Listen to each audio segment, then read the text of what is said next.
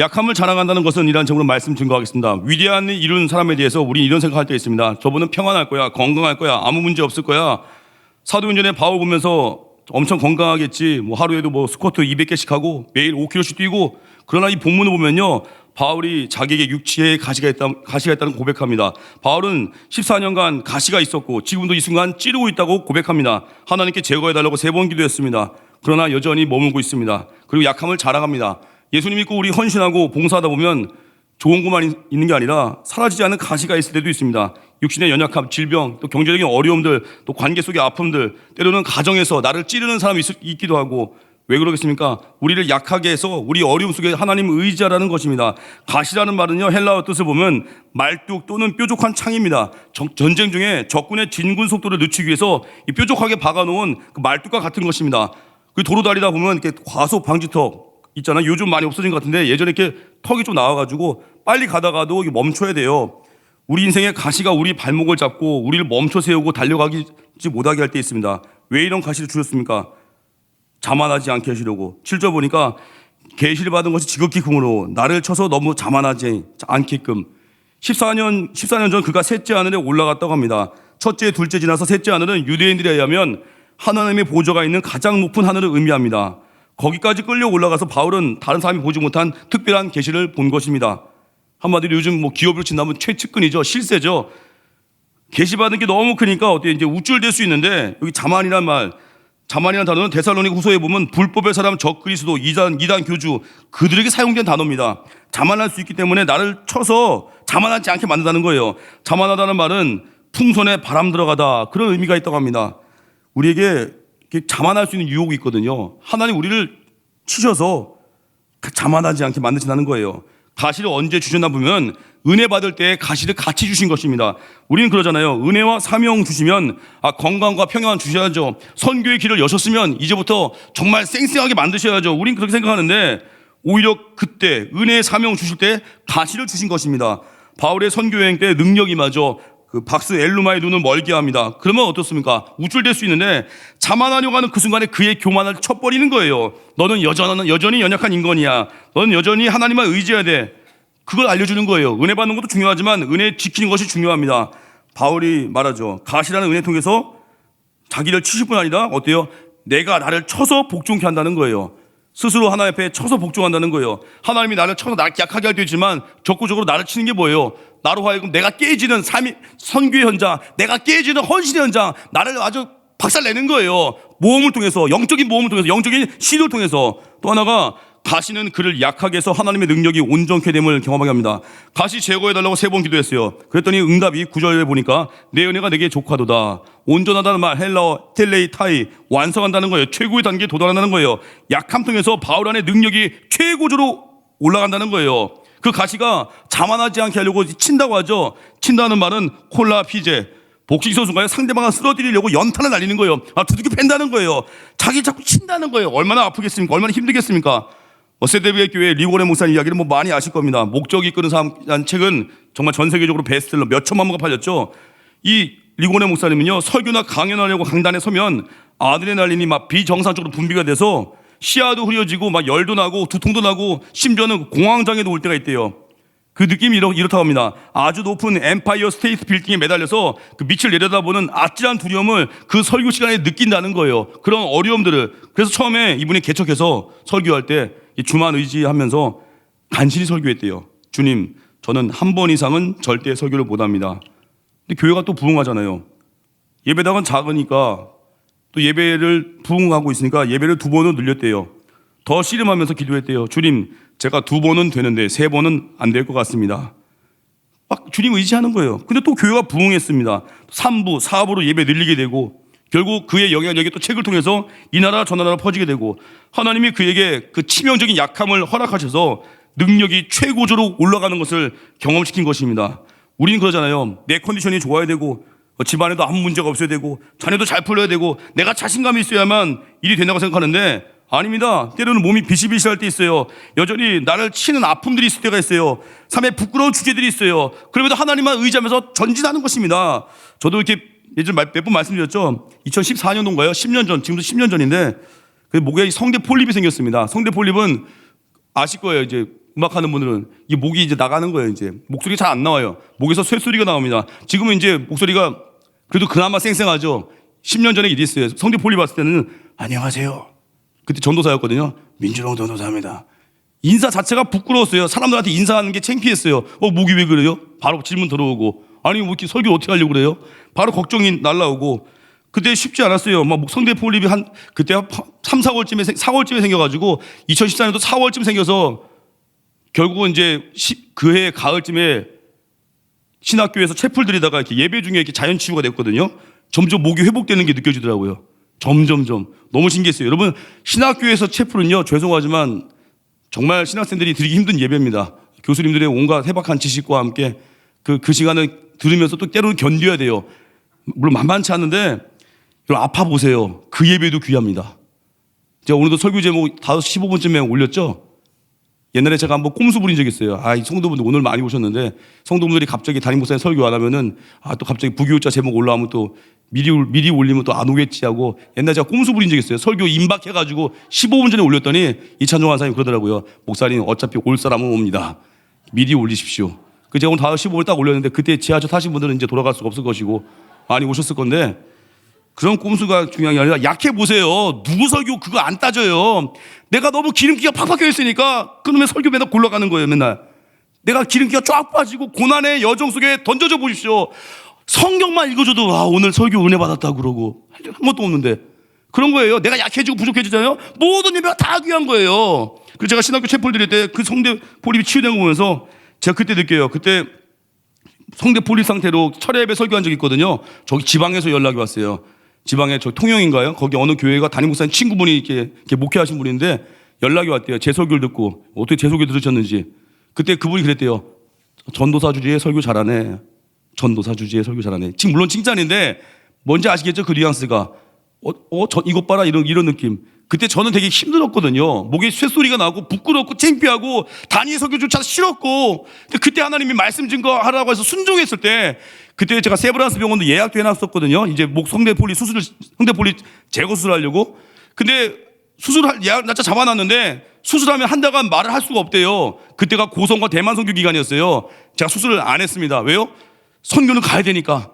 한 달간 또 말없이 지내다가 만약 하나님 저를 천국 부른다면 민망하잖아요. 너 뭐 하다 왔니? 저 무건 소행하다 왔습니다. 그게 싫은 거예요.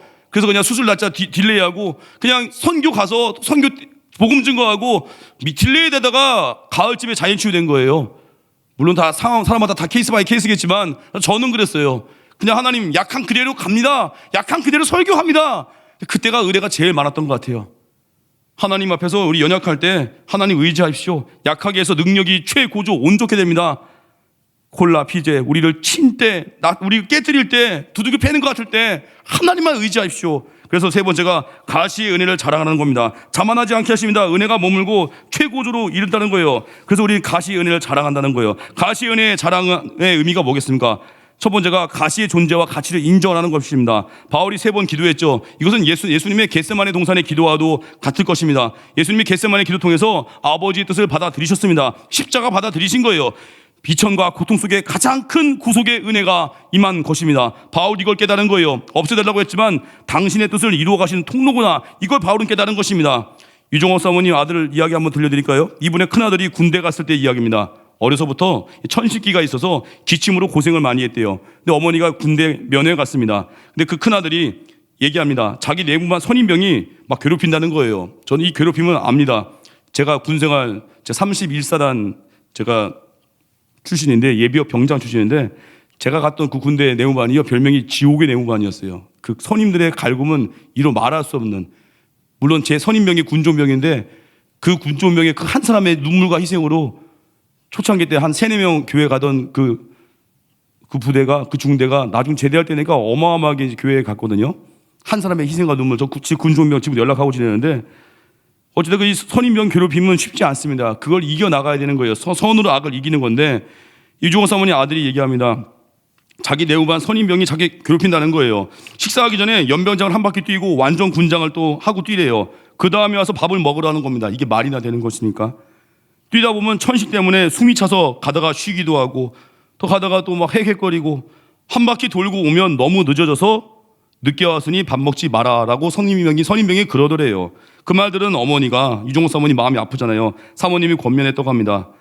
선임병이 너에게 어떻게 대해도 절대 하극상하지 말고 대들지 말고 잘 따르고 그것조차 선으로 바꿔주신다는 걸 믿고 잘 견뎌라. 그리고 이제 집에 면회 끝나고 집에 왔는데 어머니 마음이 얼마나 아프겠습니까?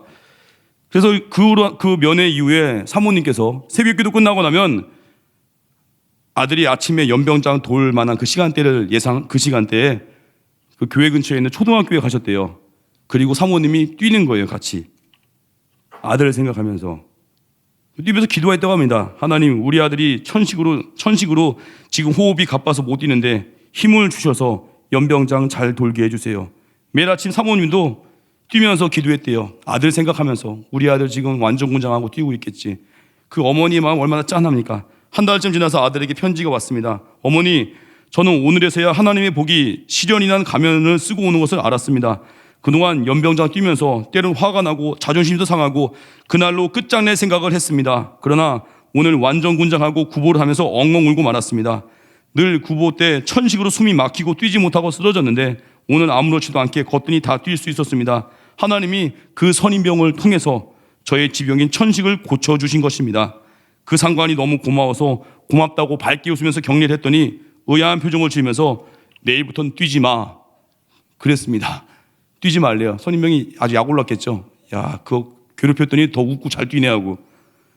그래서 또 이렇게 편지 내용입니다. 어머니, 그러나 저는 내일부터 저 스스로 뛰겠습니다. 어머니께 이 기쁨을 할렐루야 소리쳐 보내드립니다. 그게 편지 내용이었어요. 고약한 선임병이라는 가시 만났지만 하극상하지 않고 참고 수용하면서 선으로 악을 이기는 방법을 선택하니까 오히려 어려서부터 알았던 천식이 고침받고 간증이 되고 선임병도 나중에 변화받았겠죠. 가시의 존재와 가치를 인정하시고 가시를 꼭 나쁘다고만 생각하지 마시고 어떤 목사님이 그래요. 내 곁에 붙여주신 악한 사람은 내 안에 있는 또 다른 악을 깨기 위한 통로라고. 하나님이 우리의 연약함을 아십니다. 또 우리의 교만을 아십니다. 그걸 때로는 너무 깨기 위해서 박살내기 위해서 붙여주실 때 그냥 엎드려지는 거예요. 선으로 악을 이기는 거예요. 또한 약함을 자랑한다는 건 주님을 높이는 것입니다. 모든 영광을 주님께 올려드리는 것이에요. 우리 인생은 그러잖아요. 약함을 고백하면 종종 무시당할까 봐 말하지 못할 때가 있죠. 물론 사람 앞에서 다 떠벌리는 거 아닙니다. 하나님을 의지하는 것, 그 모습을 드러내야 돼요. 우리는 이렇게 약함 고백하면 무시당하기도 하고 반대로 화려한 스펙이나 타이틀을 가지고 그것으로 자신을 가리우면 사람들이 또 이렇게 또 우리를 또 잘해줄 때도 있고. 바울이 고린도 교회에서 경험한 게 그것입니다. 겸손히 희생하고 자비량으로 섬기고 성령의 은혜로 일을 하니까 오히려 이류 사도라고 무시합니다. 얼마나 캥기는 게 많으면 너희들에게 받지도 않고 일을 했겠냐. 오히려 막 공격을 당해요. 여러분 회사 면접 갔는데 거기서 막 자기 약함을 막 나열하면요 당장 떨어질 것입니다. 교회에서도 뭐 사역자 뽑을 때 뭐 아무것도 뭐 운전도 못하고 영어도 부족하고 다 부족하다 약함만 다 얘기하면요 오히려 안 될 거예요. 저번에 담임 목사님 그러더라고요. 저한테 민목사 운전 좀 배워. 제가 운전 면허증은 있습니다. 근데 이제 이래저래 하다가 이제 운전 면허증은 있지만 제가 차를 안 굴리잖아요. 담임 목사님이 그러더라고요. 민목사는 운전 좀 배워야 돼. 요즘 부교육자에서 부교육자 뽑을 때 운전면허 꼭 확인해. 제가 속으로 그랬어요. 저는 우리 교회밖에 갈 곳이 없습니다. 운전 못하니까. 별 웃자한 얘기 아무도 안 오시는데 하여튼 그런 거예요. 갈 곳 없는 은혜. 갈 곳 없는 은혜. 우리 약함이 뭐냐면 약함은 하나님만 더 의지하는 그거 자랑하라는 거예요. 사람 만나가지고 저는 이거 못해 이거 약하면 이거 저거 다 나이라는 게 아니라 그런 연약함 때문에 하나님만 의지하는 거 그거 자랑한다는 거예요. 그게 약함 자랑이에요. 또한 약함을 자랑하는 게 뭐예요? 예수님의 길 따르는 것입니다. 우리 연약과 질고를 아시는 분이에요. 우리를 불쌍히 여기시고 결국 자기 목숨을 내어주셨습니다. 우리의 구원자가 되신 것입니다. 우리 약함 통해서 다른 사람 약함을 이해하게 하십니다. 이런 머리 좋아서 맨날 뭐 전교 1등만 하는 사람이요 공부 못 해본 사람 못한 사람의 마음을 이해 못할 때가 있습니다. 그리고 병원에 한 번도 안 가보신 분 중에 아픈 자 심정 모를 수도 있습니다. 근데 한번 아파보고 부족해보고 낙심해보고 실패해보면요 그 마음을 깊이 알 수 있어요. 이해할 수 있습니다. 바울이 1차 전도여행 때 마가가 중도 포기했습니다. 마가는 완전히 찍혔습니다. 나중에 바나바가 그래도 데려가자 했을 때 바울이 절대 안 돼 라고 합니다. 결국 뭐 다툼도 일어나고 바울 한마디로 열정은 있는데 인간미가 없었습니다. 약함을 이해 못하는 거예요. 여러분 사명의 본질은 뭐예요? 사람 살리는 것입니다. 그 사람을 이해 못한 자가 어떻게 살리겠어요?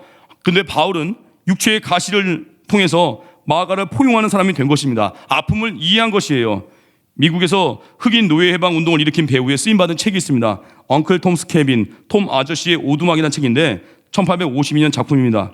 그 내용이 이거예요. 톰 아저씨가 정말 신실하고 착하고 성실합니다. 근데 그가 노예 생활하면서 결국 악한 백인 주인에게 혹독하게 고통당하고 매맞고 결국 죽어갑니다. 이게 핵심인데 그 과정 통해서 그걸 읽어가는 사람들이요, 이 노예들의 인권과 그들의 고통에 많은 사람들이 공감한 것입니다. 노예를 소유하고 있는 백인들의 마음에 경종을 일으켰습니다. 야, 이렇게 가슴 아픈 일이구나. 이런 못된 짓거리들을 우리가 범했구나. 결국 이 책이 노예 해방에 큰 영향을 끼쳤습니다. 저자인 해리어 비처 스토어 부인, 그 책을 쓴 계기가 있다고 합니다. 자기 여러 자녀 중에 가장 귀여운 막내가 일찍 세상을 떠났다고 합니다. 막내 아들 잃었을 때 세상 모든 것을 잃은 느낌이었대요. 너무 가슴이 아프고. 그러면서 결심했대요.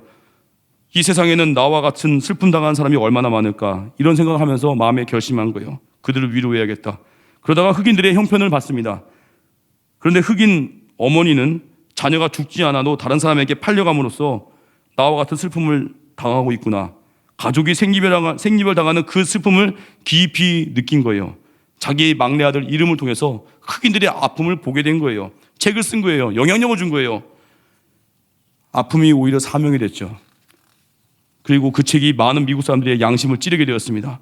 결국 흑인들 노예 해방으로 이어지는 중요한 역할을 한 책이 됐습니다. 우리의 상처가 다른 사람들의 아픔을 이해하게 되고 그것이 오히려 살리는 계기가 됩니다. 저도 사역하다가 부족함도 있고 실수도 있고 넘어짐도 있고, 그걸 통해서 제가 배웁니다.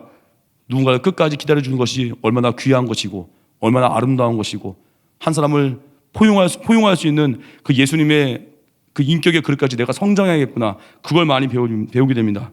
그리고 우리 인생의 약함은 하나님 앞에 내가 머물게 만듭니다. 누가복음 17장 보니까 10명의 나병 환자를 고치셨는데 9명은 제사장에게 달려갔습니다. 제사장 판정받아야 유대사에 복귀할 수 있으니까. 사마리아 사람 한 명만 예수님께 다시 돌아와서 감사 예배 드리고 구원의 은혜가 임했습니다. 돌아온 사마리아 사람 왜 복귀했을까요? 왜 예수님께 다시 왔을까요? 그는 여전히 사회적 복귀를 해도 천대받은 운명이거든요. 사회 복귀해도 여전히 그에게 약함이 있습니다. 약점이 오히려 예수님께 오게 하는 계기가 된 거예요. 우리 인생에 여전히 내게 남겨진 가시가 있습니다. 여전히 내게 남겨진 약점이 있습니다. 그 약점 때문에 계속 예수님께 오는 거예요. 약함 때문에 예수님과 연결될 수 있는 그 연결고리가 우리의 약함입니다. 그래서 우리는 그래요. 문제가 다 없어지다 그 기도하는 게 아니라, 하나님 어떤 상황도 좋습니다. 내가 주님만 철저하게 의지할 수 있도록 나를 인도해 주십시오. 어떤 상황에도 좋습니다. 주님만 계속 의지하고 기도하게 해 주십시오. 그거 의지하면요, 끝까지 갈 수 있다는 거예요. 가시를 자랑한다는 핵심은 결국은 기도입니다. 약함을 기뻐하고 자랑한다는 거. 우리가 만나는 사람마다 저는 약한 사람입니다, 한두 번은 그럴 수 있죠. 하지만 그런 것은 기뻐하고 자랑한다는 뜻이 아닙니다. 수능이 내일 모레인데 저 시험 공부 안 했습니다, 이건 고백이 아니라 사실입니다. 약함을 기뻐하고 자랑한다는 건요, 이건 거예요. 사람 만나가지고 이게 약해 저게 약해 이렇게 나이라는 게 아니라 하나님께 나아가는 모습. 하나님, 저는 하나님의 도우심이 없이는 아무것도 할 수 없습니다. 하나님, 나도 이렇게 부족합니다. 하나님 도와주십시오. 지혜가 없습니다. 사업을 해야 되는데, 공부를 해야 되는데, 가정을 이끌어가야 되는데 지혜가 없고요. 저 너무 무능하고요. 너무 부족하고요. 막 나이라면서 하나님께 기도할 때 하나님 보시기엔 그런 거예요. 야, 너 꼭 약함을 자랑하는 것 같다. 그거예요. 하나님 앞에 나아가서 막 얘기하면서 하나님, 나 도와주세요. 하나님 볼 때는 야, 너 약함을 자랑하네? 그래? 내가 너 도와줄게. 그게 약함을 자랑하는 것입니다. 하나님 우리 인생에 고난을 허락하신 이유가 있어요. 더 하나님만 의지하라고. 야곱도 어때요? 야곱의 강점은 치밀한 꾀, 철저한 준비. 근데 하나님 보실 때 야곱 안에 깨져야 될 껍질이 뭐예요? 그의 꾀와 이기심이에요. 야복강 나루토에서 하나님 보내신 사람과 싸우게 되죠. 하나님이 그의 환도뼈를 치십니다. 육체적 고통이었지만 사실은 그의 꾀를 무너뜨린 거예요. 하나님께 매달리는 자가 됩니다. 하나님 그를 이스라엘이라는 이름을 붙여주셨습니다. 이스라엘은 겨루어 이겼다는 뜻이에요. 환도뼈가 위골되어서 오히려 애걸하면서 도와달라고 간청하는 이가 승리자라는 거예요. 하나님 앞에서 절대적인 패배자가 될 때 하나님 뭐라고 해요? 너희가 승리했다라고 불러주는 거예요. 약함을 고백하십시오. 약함을 활용하십시오. 약함을 통해서 주님만 의지할 때 가장 연약한 그때에 가장 강력한 승리를 주실 것입니다. 결론, 가시를 주는 목적이 있습니다. 자만하지 않게 하려고 하십니다. 우리가 볼 때에도 교회에서 훌륭하신 집사님들이나 장로님들 볼 때 다 완벽한 것 같습니까? 아니에요. 보이지 않는 아픔이 있습니다. 아픔을 하나님께 매달리면서 예배드리고 할 때 그분의 얼굴에 다시금 광채가 나면서 전혀 상처 입지 않은 모습으로 나타나는 거예요. 다 약함이 있습니다. 또 하나가 하나님의 능력이 온전케 됩니다. 최고조로 만들어 간다는 거예요. 약함을 자랑하십시오. 가시의 존재와 가치를 인정하고 수용하면서 감사함으로 받으면 버릴 것이 없습니다. 약함을 자랑하고 주님을 높이고 약함 통해서 예수의 길을 걸으십시오. 자리에서 일어나겠습니다. 약할 때 강함 대신에